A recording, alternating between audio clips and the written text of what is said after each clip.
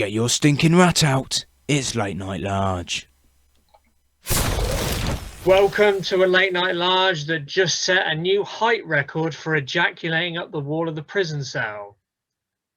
Trading cigarettes for protection is me, Aaron Bliss, and being passed around for currency is Mike Large. How are we doing this week, Mike? Yeah, my bumhole's like a wizard's sleeve now, though. But yeah. Jesus Christ, Mike. Well, you fucking went there. I just had dinner.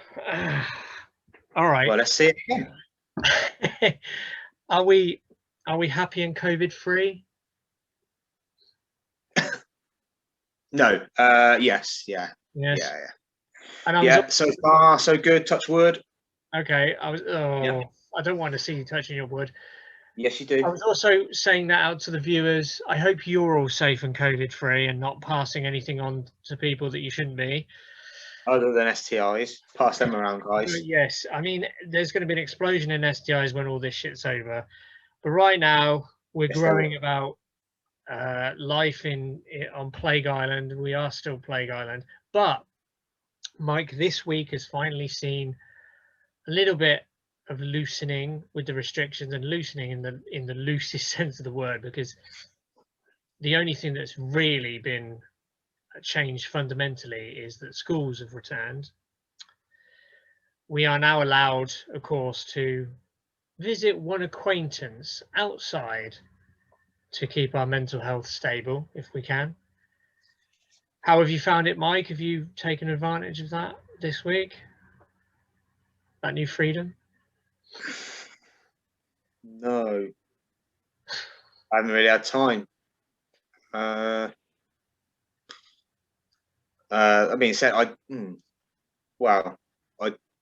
dropped my Mother's Day stuff around. Yeah. After work, that's what I know. I do need to really. I think like just me up and.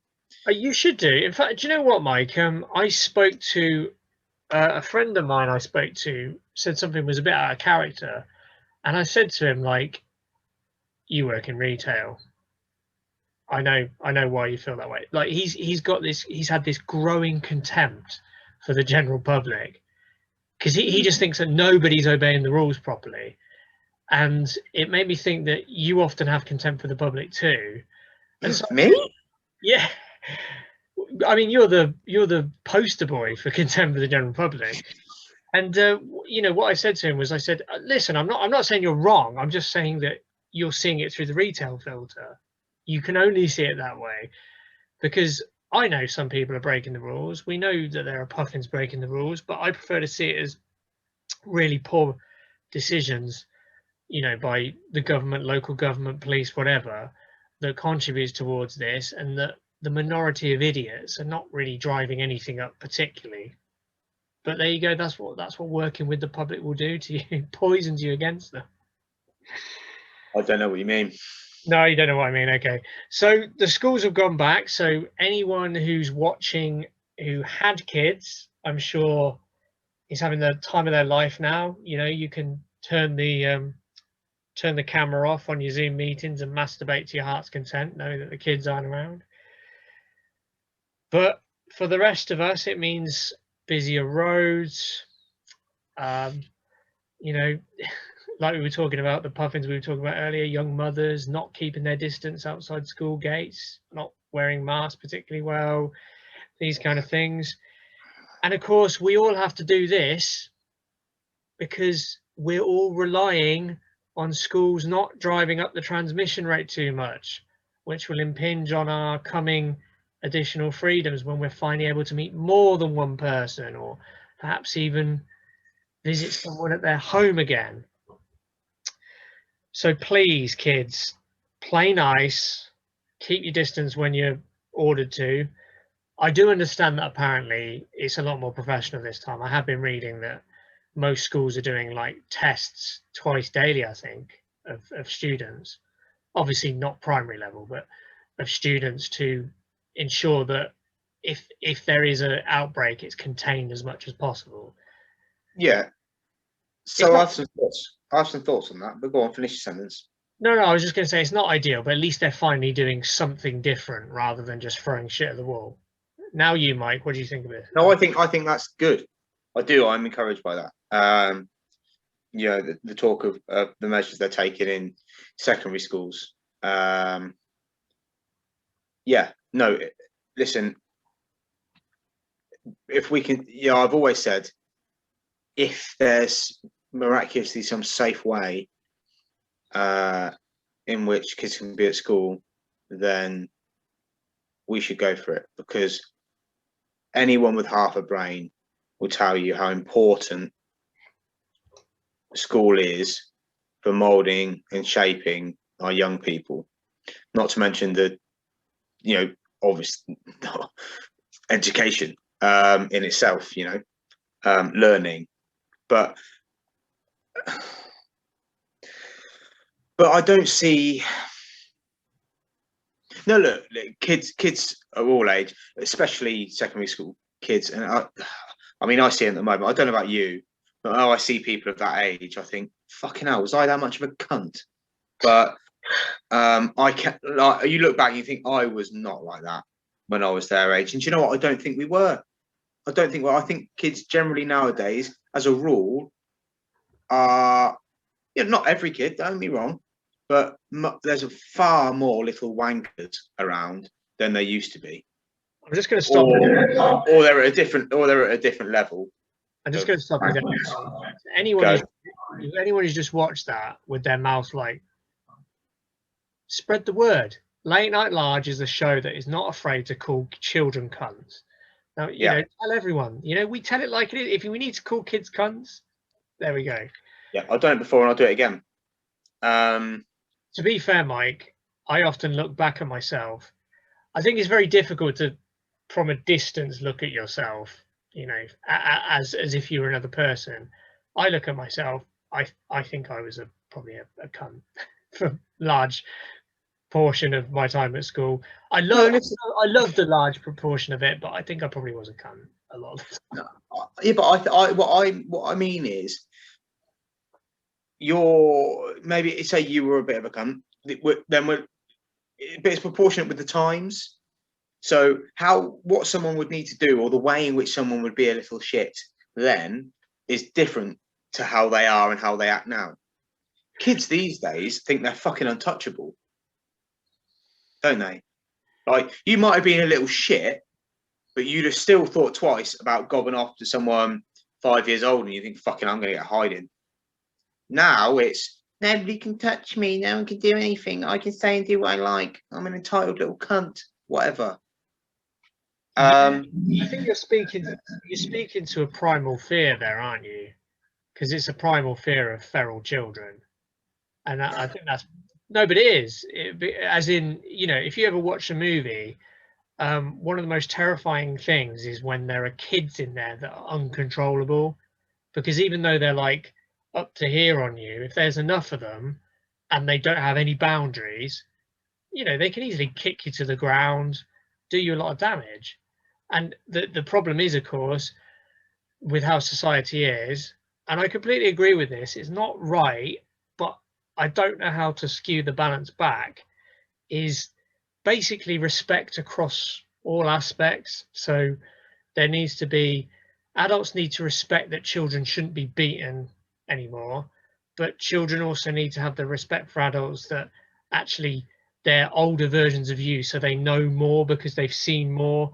And yeah, there's the odd cunt, obviously, but generally they know what they're talking about. When they tell you that something is out of order and you need to stop it and whatever, you need to stop it. But a lot of kids in years gone by, a lot weren't actually able to do that either. So why do we think that people would be able to do that now? The thing that made them do that was the fear of a fucking hiding.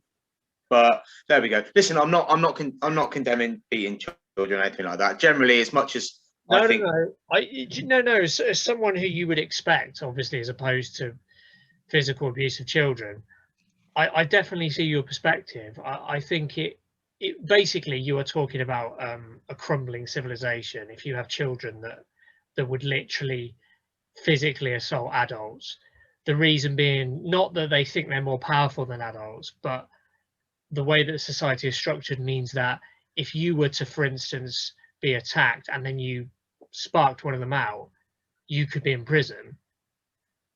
You know, if they're misusing power like that, thinking, well, I've got a free shot at this person because if they dare to fight back, then I'll just turn on the tears and say that, you know, they attacked me because I called them something, and then suddenly, you know, you've lost your job, you've got 6 months in the nick.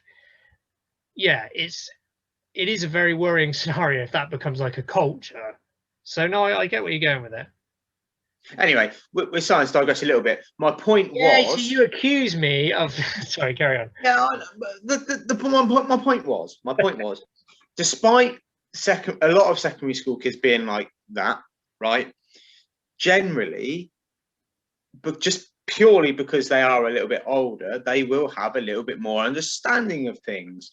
So you can, especially when you're talking about something like a global pandemic, regardless of what they think it might be cool to say or think, you can impose restrictions or boundaries on them, and it probably is a little bit easier to manage those restrictions or boundaries.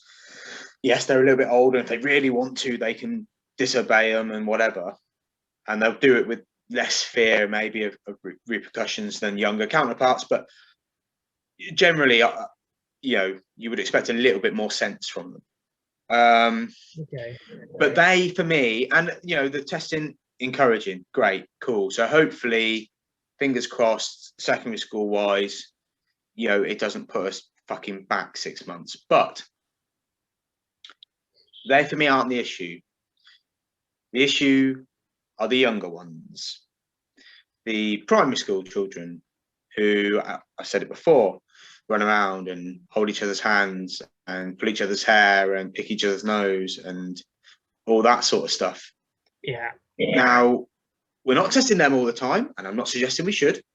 You know, I'm sure primary school teachers want to be just as safe as anyone else, and they'll do their utmost to make sure that happens and that things are kept separate where they can. And I'm sure they're working really, really hard to do that. And what I think is an impossible task. So hats off to them.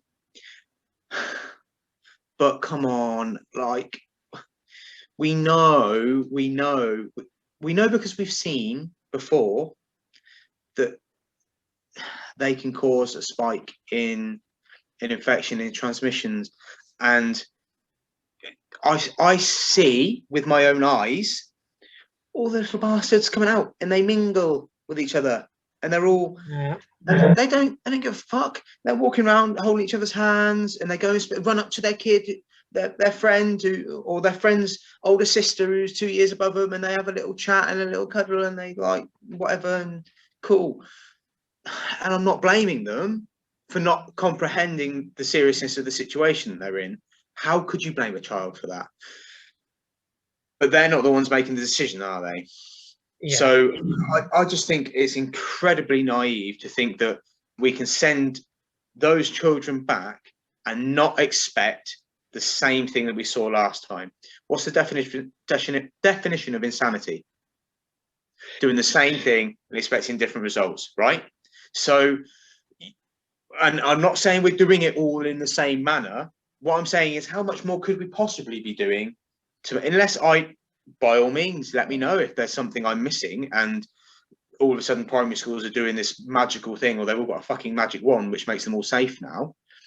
I don't think that's the case, but you do, and you see the parents and they all do the same thing, and maybe it's just the ones I see, the fucking creatures, but you know, they're all there and they're all running around, you know. And another fucking thing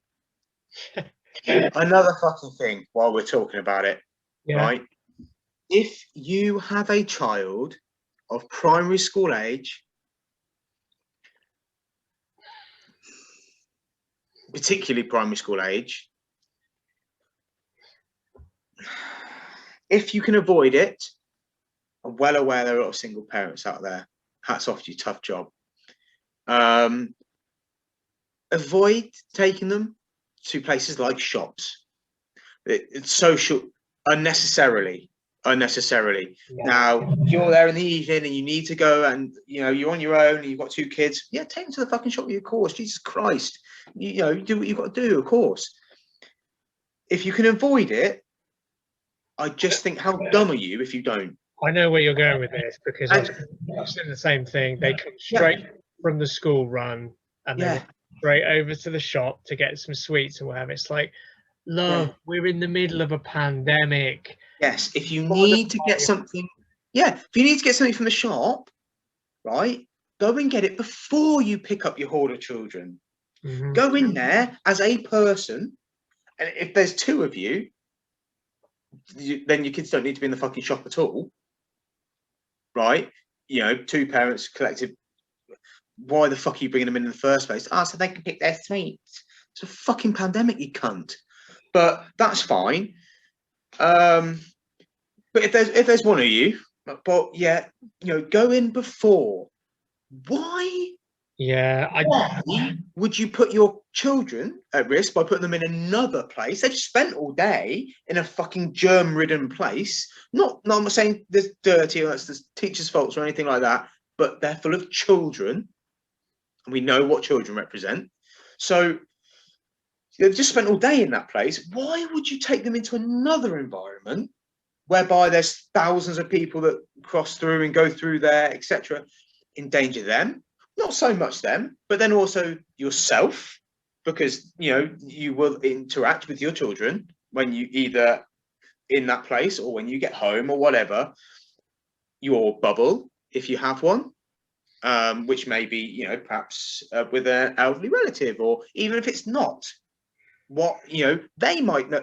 Why are you doing that? Why are you choosing to do that? And not only that, you're endangering everyone else, because you're beautiful little children who have just spent all day picking each other's noses, right, are coming in, they're running around, they're touching stuff. They don't fucking understand. Why would they? I question whether a lot of the parents do, to be honest. yeah. I'm sure I've seen a few of them licking the windows. But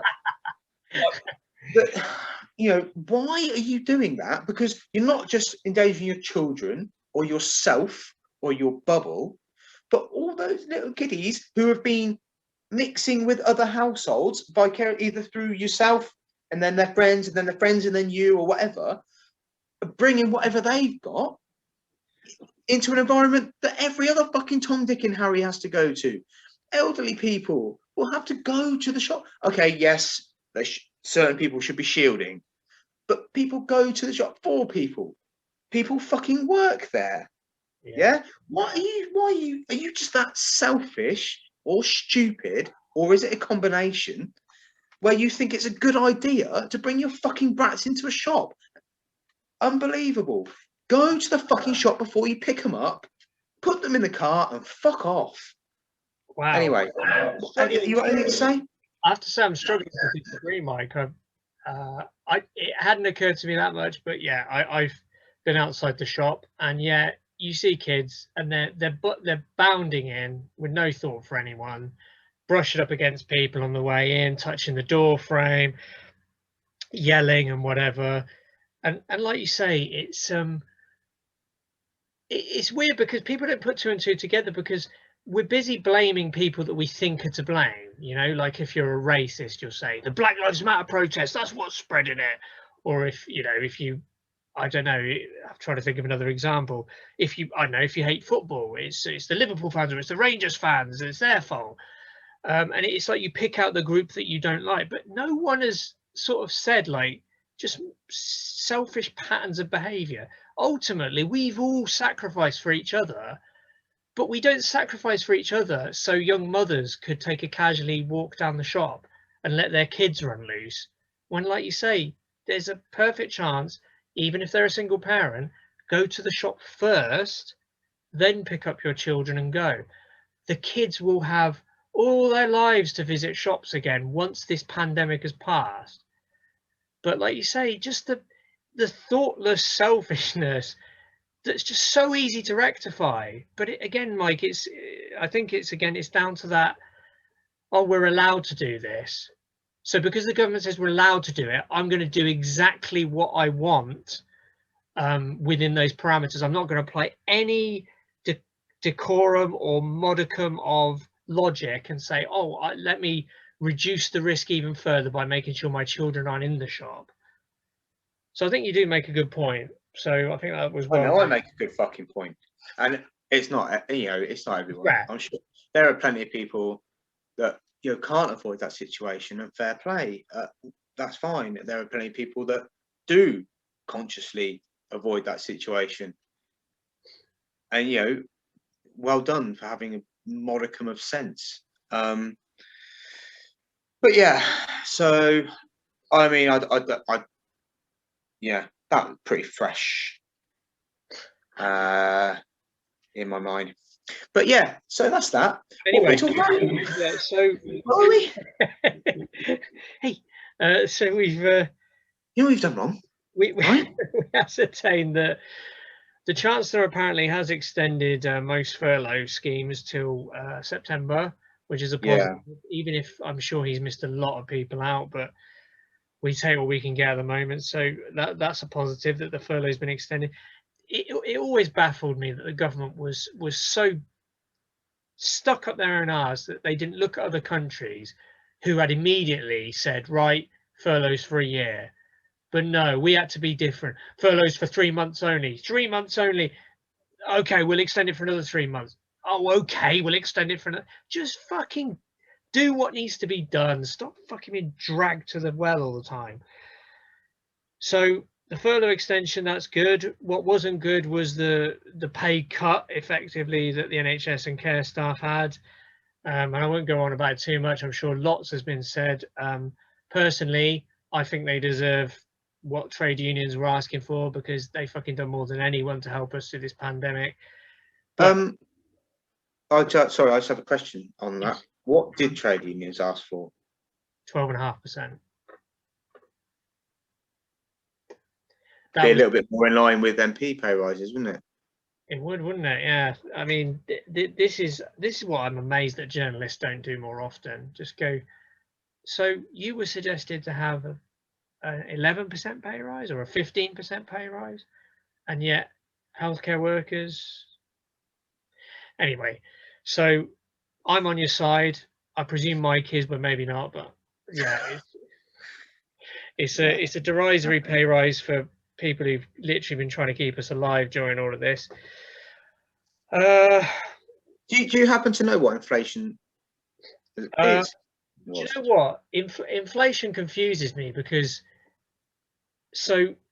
I never know what it's based on. I know that there's two forms of inflation based on, what is it, the consumer price index and the retail pricing. There's two different forms anyway. What I don't get, right, is it's already completely rigged to not actually follow real inflation, because you and I know that the biggest inflation all the time is housing cost, but they deliberately remove housing cost, i.e. rent, mortgage payments, but mainly rent. They remove that when they're calculating it, because of course if they were to include it, then either inflation would go out of control and they'd be really unpopular, or rents would have to fucking come down. So it's very deliberate that they don't include that in the inflation things. But the other thing that confuses me, Mike, and again, I probably need to study economics a lot more. The other thing that confuses me is the Bank of England base rate of interest is it still 0.5%, or is it gone to complete zero? But I know I keep banging this drum, but a strong economy needs a relatively, kind of maybe about 5% interest rate, sort of 2 to 5% interest rate. The fact that our base interest rate is 0.5% and has been less than 1%, I think, for a decade now, that tells you everything you need to know what an absolute shit heap our economy has been in for this last decade.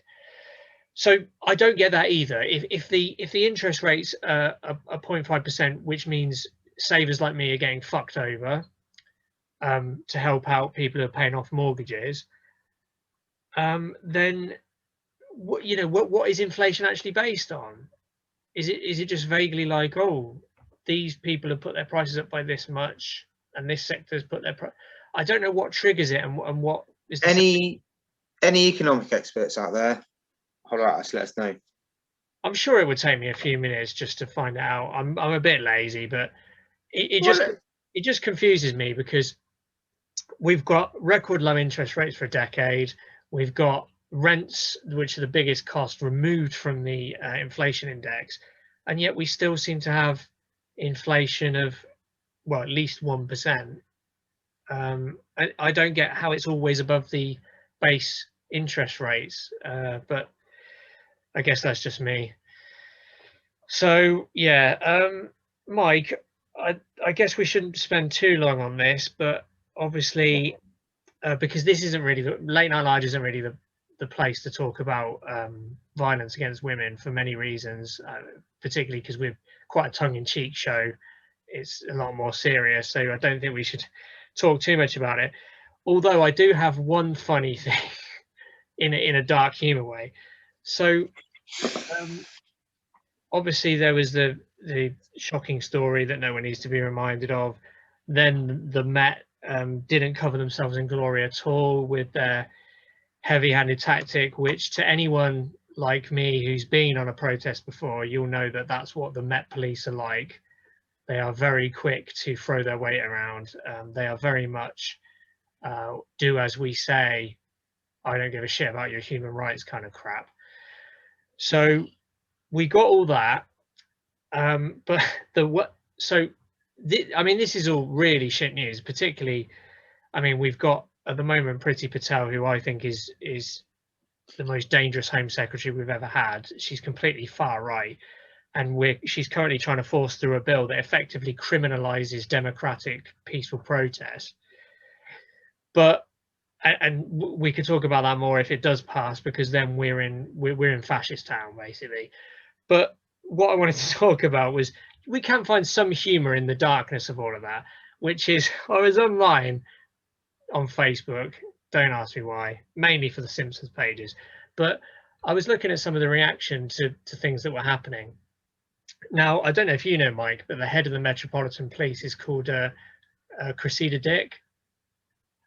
You might understand where I'm going with this. So somebody who was very angry at the situation said like, completely unacceptable display from the Metropolitan Police. I'm paraphrasing. Completely unacceptable from the Metropolitan Police. No accountability. And they ended it with the hashtag Dick Out. And I was like, I think I did respond to it. I was like, guys, I get that you're fighting the good fight, but I think that hashtag is really badly thought out, particularly considering what the suspect in this crime was found to have done before he was arrested for this crime. So yeah, that made me chuckle in a dark way. So don't use the hashtag Dick Out. Really bad idea. It sounds like Mike's kind of hashtag. So aside from all this, yes, Mike. So aside from all this authoritarian shit that's being unleashed, and it's not good news at all, just to add to the fun and games, the UK, as in our country, is breaking international law again. We've been taken to court by the European Union because the deal that Boris Johnson won an election on, told everyone was great, lied about, and then said it needed to be changed, then was told it couldn't be changed, is now trying to unilaterally change it. So he's saying that we will not check goods even beyond March because, well, the excuse they give is, oh, Northern Ireland are having shortages. Well, yeah, well, that's our fault because that's a situation we imposed on them. It's nobody's fault but ours. If we'd have stayed in the single market and customs union, there wouldn't have been an issue. But because they were wanting to sell us out to the US, we had to exit both of those things. And now, ironically, the US is going to be really pissed off because, we're effectively about to contravene the spirit of the Good Friday Agreement as well. So, you know, without going into too much detail, Mike, it's a blind alley, and I don't know why someone as smart, even if he's the biggest fucking liar on the face of planet Earth, but someone who's clearly smart, like Boris Johnson, does not realize that this is not going to achieve anything. Like, even if he gets his way, like, imagine he gets his way and he says, I don't care what the EU says, what this treaty that I've signed says, we're not going to check any goods after March. And then even if the EU doesn't win the case, they'll just go straight to America and say, look at what they're doing to Ireland. And America will go, oh, you're right, no trade deal for them. And then, to be honest, America will probably start thinking about imposing some kind of sanctions on us.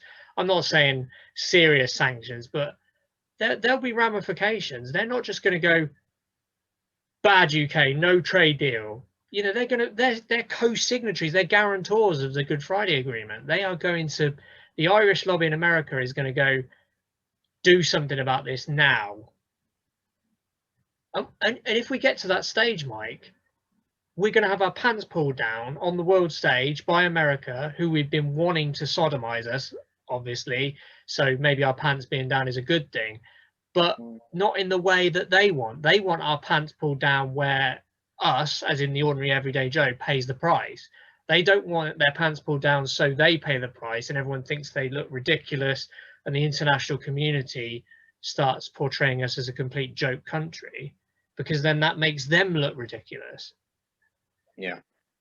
So I honestly don't know what they think they're playing at. I don't know whether they're still playing this whole Brexit wanking game of, like, you know, soggy biscuit over Brexit. Oh, the EU have said something. Oh, well, we need to just be complete arseholes to them. And then, you know, the idiots in our party will be clapping along, and then we'll have another couple of weeks where they're on our side. It's just so petty and pointless, and we're all going to pay for it. But anyway, in terms of so yeah, that was more good news. In terms of the figures, I was going to just have a quick look at the figures, Mike, you know, for vaccinations and such. Back to lockdown. Well, you what know, are we saying? Yeah, we've drifted away a little bit, so let's go back to lockdown. Oh, I know something to talk about quick, Mike. Have you heard these rumours about the Oxford AstraZeneca vaccine? They're being rumours that there have been certain countries that have halted using them because there's suspicion that they may cause blood clots. Although the World Health Organization has apparently put out a statement and said that there's no evidence to suggest that. Yeah, I read it's a bit fishy. I don't really know what's going on. As a whole country, a fairly big country, just rejected them, or what? Where was that? I can't remember. Yeah, no, I have heard of that. You don't know where stories come from, do you? It says here, Spain joins France, Germany, and Italy in pausing use of the Oxford AstraZeneca vaccine. So that's really baffling, because you wonder where they're getting their information from. The World Health Organization, don't get me wrong, if it was just our government saying, no, it's a great vaccine, I'll be like, fucking hell, we need to be worried.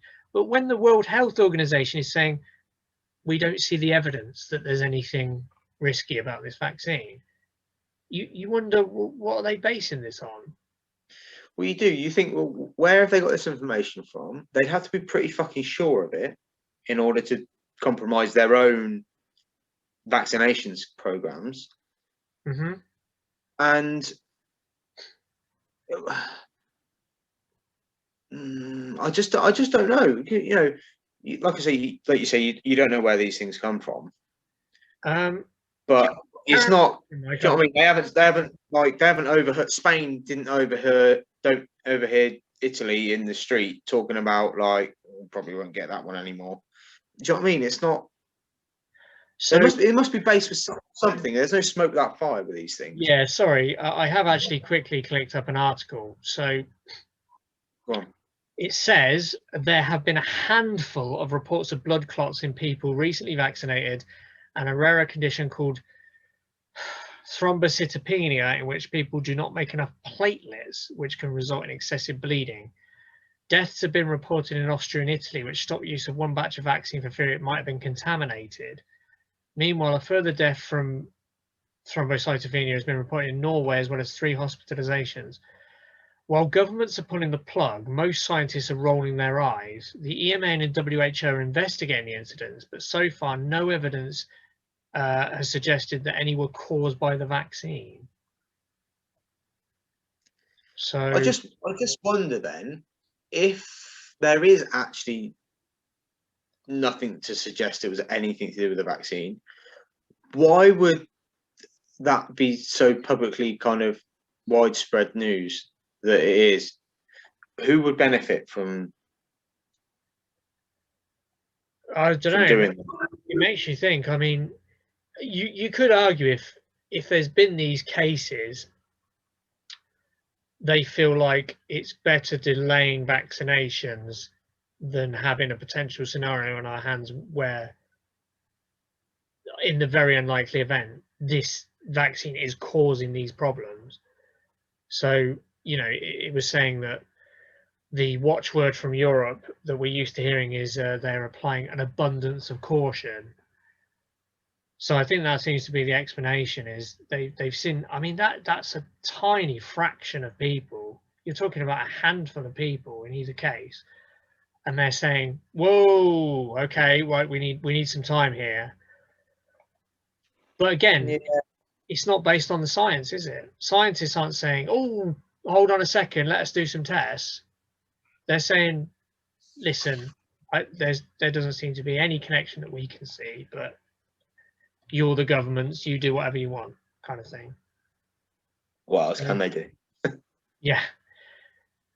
So I mean, it's an interesting point. So yeah, I really don't know what that's about.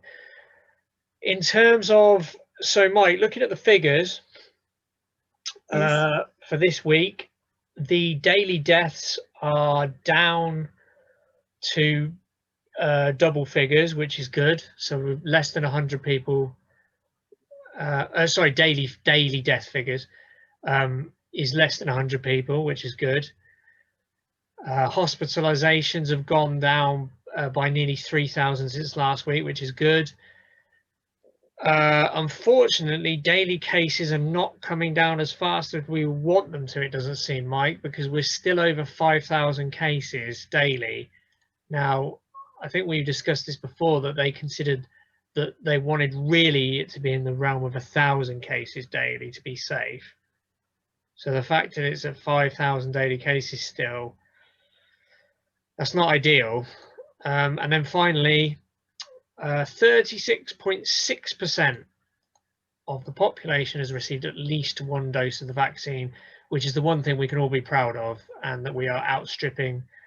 We've outstripped countries in terms of worst deaths, worst economic performance, but now finally we're outstripping them on something worth outstripping them on, which is vaccine performance. So I guess that's something to be positive about. Any comments, Mike? I think it's important that you mentioned them earlier, that credit where it's due, and that we give the NHS some credit for that. Ultimately they are the reason that our vaccination program has been as successful as it has. So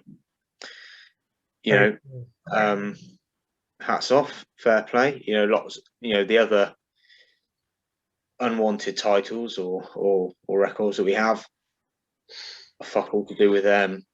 But the good one that we have, the one reason we can almost think about holding our heads high, or certainly in that conversation, is down to the NHS. So hats off, guys and girls.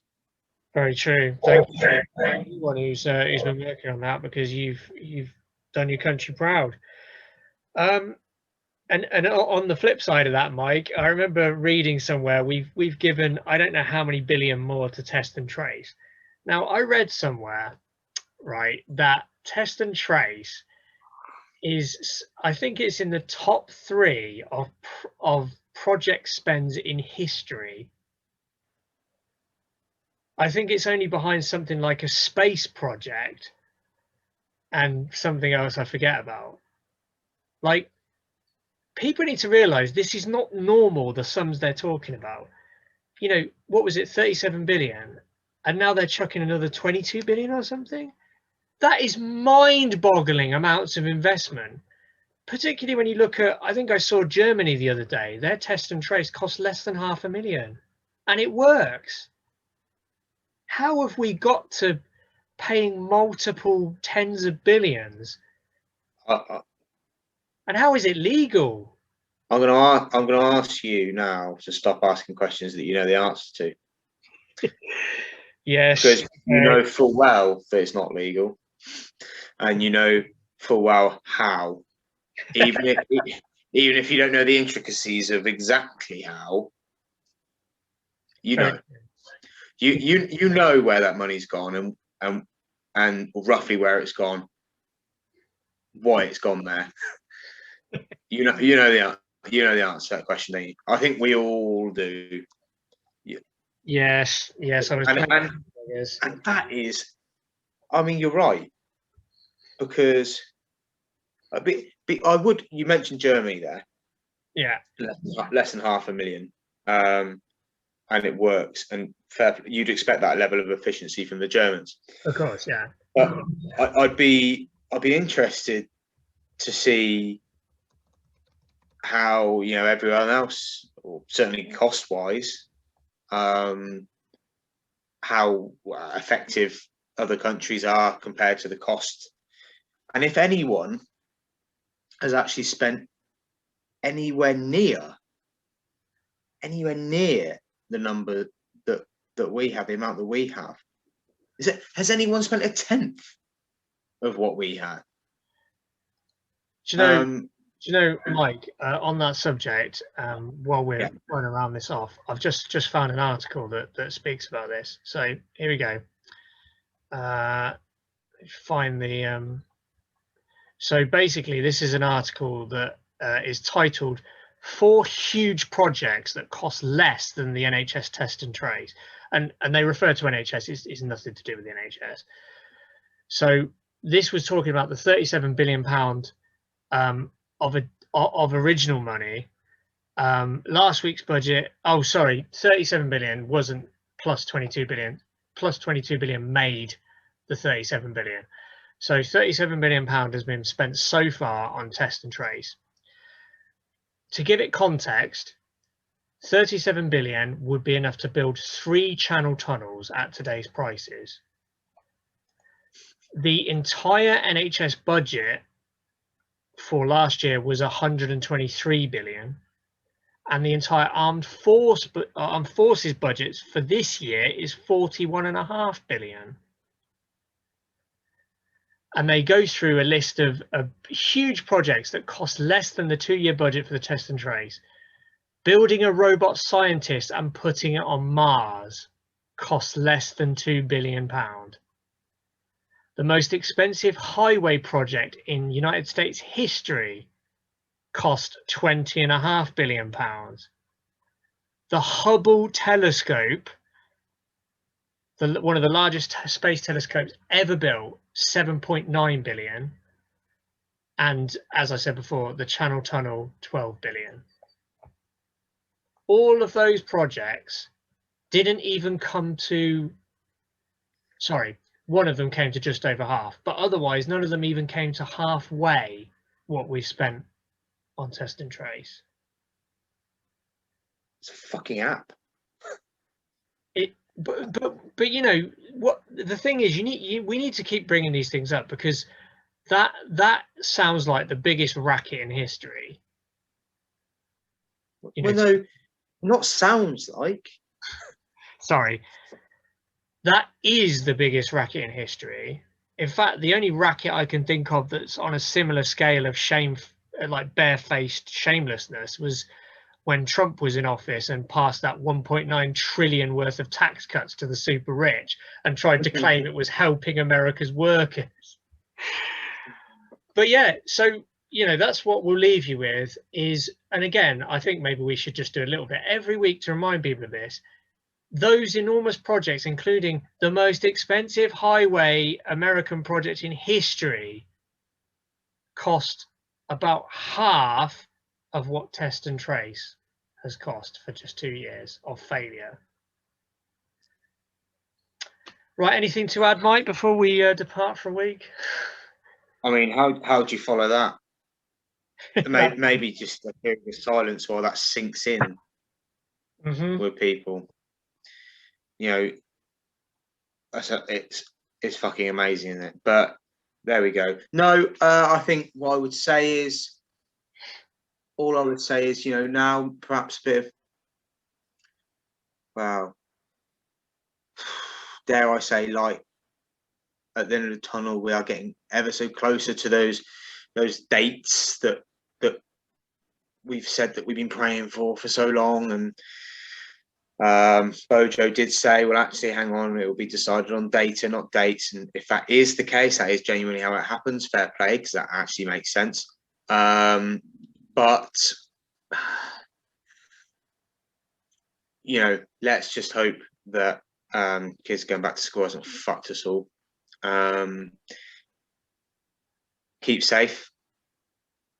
Keep yourself mentally as safe as you can be, physically as safe as you can be. For fuck's sake, don't take your kids anywhere unnecessarily. Yeah. And like, so even subscribe, comment, even if it's just to have a go at me calling your kid a cunt. Do what you want. Don't care. Water for ducks back. You know, tell Aaron he's a cunt. By all means, please do that. Not enough people do. It winds me up. But no, like, subscribe, tell your sister, friend, uncles, dogs, cousins, nephews, goldfish. Yeah, we don't just making comments. Let's have some real people comments. Yeah. But that's it, really. That's all from me. Stay safe. Yeah.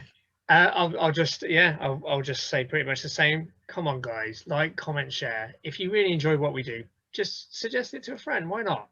Okay, let's make a deal. You do that, and then we'll, you know, give you some more good content next week. But until then, do stay safe. Keep your spirits up. We're hopefully on the other side of this horrible journey, and you know, we can go back to enjoying our dying planet. So, on that note, that's all, folks.